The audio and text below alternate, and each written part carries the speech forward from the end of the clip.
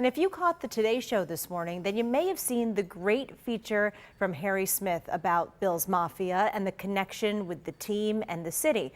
If you missed it, you can see it on tonight's town hall at 5:30 with Michael Wooten.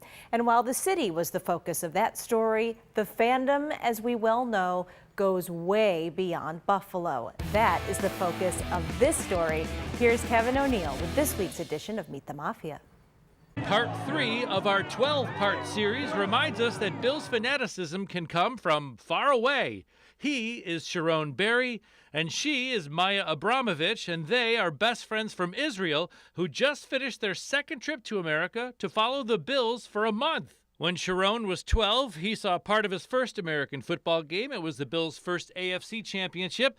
Then he committed to watch his first full game, Super Bowl 25. And I already knew the Bills, so I decided I'd root for the Bills.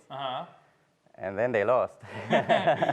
And I was tearing. And that's the first game I ever watched in my life. I didn't know the players, barely knew the rules, and I was tearing. He has stuck with the Bills since the Super Bowl era, and 9 years ago, mid-playoff drought, Maya caught Bills fever. I fell in love with the city. I fell in love with the team. I fell in love with the whole culture that surrounds it, and it's insane. It's like I feel like I belong there, you know, like I'm a part of it. What's it like to be in Buffalo? Wow, that's like it's like coming home. Yeah, it's coming home. They came to Buffalo for a game 3 years ago, and after a 2-year COVID break, they planned the ultimate Bills road trip to America, following the Bills for 4 weeks by car. They had ungodly heat in Miami, staying hydrated, of course.